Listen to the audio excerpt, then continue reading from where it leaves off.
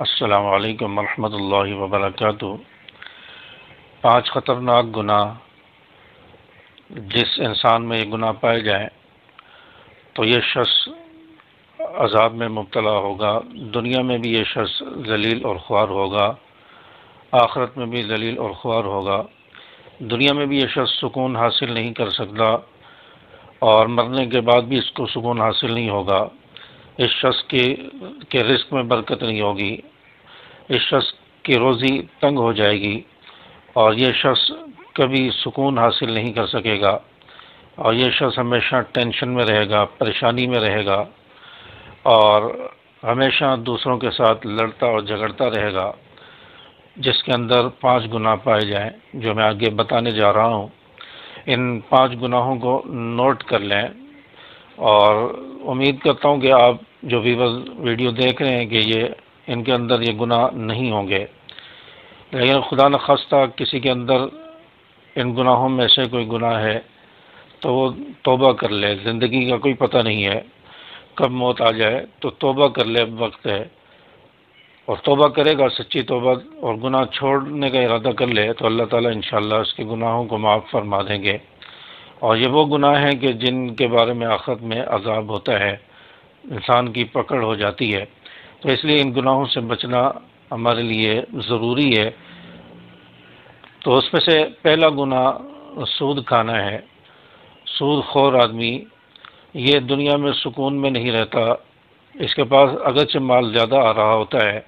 لیکن سکون اللہ تعالیٰ چھین لیتے ہیں، اس کو نیند نہیں آتی، یہ شخص دوسروں سے جھگڑتا ہے، ہمیشہ ٹینشن میں رہے گا، ہمیشہ پریشان رہے گا، اس کے رزق میں برکت نہیں ہوگی، اس کے گھر میں برکت نہیں ہوگی، اس کو بیماریاں آئیں گی، اس کی کوئی عبادت قبول نہیں ہوگی، یہاں تک کہ قیامت کے دن جب سود خور کو اٹھایا جائے گا اس کی شکل مسخ ہو چکی ہوگی۔ اور فرمایا کہ سود خوروں کے پیٹ کے اندر سانپ ہوں گے، قیامت کے دن ان کے پیٹوں کے اندر سے سانپ نظر آ رہے ہوں گے، جیسے شیشے کے کسی برتن سے یا بوتل سے کچھ نظر آ رہا ہوتا ہے، اس طرح ان کے پیٹ کے اندر سے سانپ نظر آ رہے ہوں گے۔ اور آخرت میں عذاب ہے جو شخص سود کھاتا ہے۔ تو سود خور، فرمایا کہ سود خوری کرنا، حرام کھانا، یہ بھی کبیرہ گناہ ہے، یہ شخص بھی جو ہے سکون حاصل نہیں کر سکتا۔ اور دوسرا گناہ کسی نیک عورت پر تہمت لگانا، کسی پاک دامن عورت پر، متقی پرہیزگار عورت پر تہمت لگانا، اور اس تہمت لگانے والا شخص کبھی سکون میں نہیں رہ سکتا۔ جو کسی کی ماں، بہن، بیٹی پر تہمت لگاتا ہے، غلط تہمت، تو اس کی بھی آگے اولاد ہوگی، پھر اس کی اولاد پر بھی کوئی غلط تہمت لگائے گا۔ تو دنیا میں اللہ تعالیٰ یہ دکھاتے ہیں جو کسی کی عورت، ماں، بہن، بیٹی پر تہمت لگاتا ہے، پھر آگے چل کے اس کی ماں، بہن، بیٹی پر بھی تہمت لگتی ہے۔ تو یہ کسی پر تہمت لگانے والا، کسی عورت، پاک دامن عورت کو تہمت لگا کر اس کی عزت کو برباد کرنے والا شخص، یہ بھی دنیا میں سکون حاصل نہیں کر سکتا، اور تہمت لگانے والا آخرت میں پکڑا جائے گا، اس کی پکڑ ہوگی۔ اور تیسرا وہ شخص جو کسی یتیم کا مال کھا جاتا ہے، یتیم بچہ ہے یا بچی ہے، ابھی چھوٹی ہے، اور اس کے ماں باپ دنیا میں نہیں رہے اور وہ اس کا مال ہے، وراثت میں مال چھوڑ کر گئے، تو اس کا کوئی رشتہ دار ہے یا پڑوسی ہے یا کوئی بھی خاندان کا فرد ہے، وہ اس کا مال جو ہے ہڑپ کرنے کی کوشش کرتا ہے کہ یہ بچہ، اس کو مال کی کیا ضرورت، تو وہ اس کے مال کو ہتھیانے کی کوشش کرتا ہے، قبضہ کرنے کی کوشش کرتا ہے، کھانے کی کوشش کرتا ہے، اور ناحق کسی یتیم کا مال کھا جاتا ہے۔ ہمارا کہ یہ گناہ گار شخص بھی، جس کے اندر یہ گناہ پایا جاتا ہے،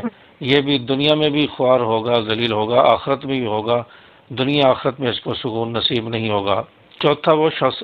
جو اللہ کے ساتھ کسی کو شریک ٹھہراتا ہے،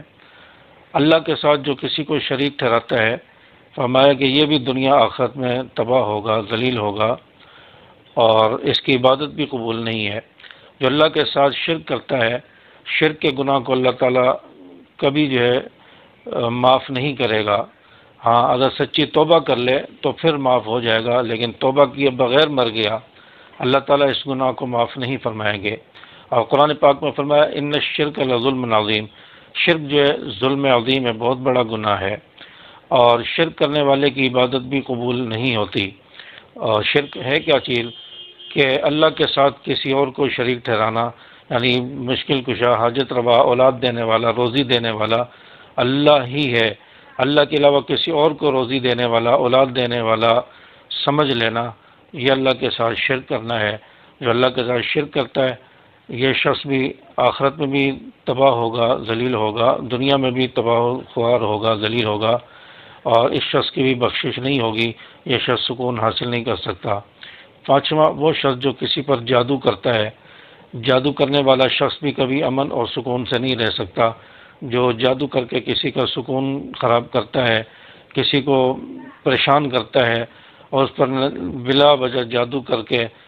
اور اپنا بغض اور حسد نکالتا ہے، تو فرمایا کہ کسی پر جادو کرنے والا یہ شخص بھی سکون سے نہیں رہتا۔ یہاں تک کہ آیا ہے کہ جو شخص کسی پر جادو کرتا ہے یہ ایمان سے بھی نکل جاتا ہے، تو جادو کرنا بہت بڑا کبیرہ گناہ ہے۔ تو کسی انسان پر جادو کرنے والا یہ بھی دنیا میں سکون سے رہے گا، نہ آخرت میں سکون سے رہے گا، دنیا بھی اس کی تباہ ہوگی، آخرت بھی تباہ ہوگی، اور ایسے لوگوں کو اللہ تعالیٰ جہنم میں داخل کرے گا، جہنم ان کا ٹھکانہ ہوگا۔ تو اس لیے ایسے گناہوں سے بچنا چاہیے۔ ایک گناہ انسان کر لیتا ہے، اس کی نحوست بہت زیادہ ہوتی ہے،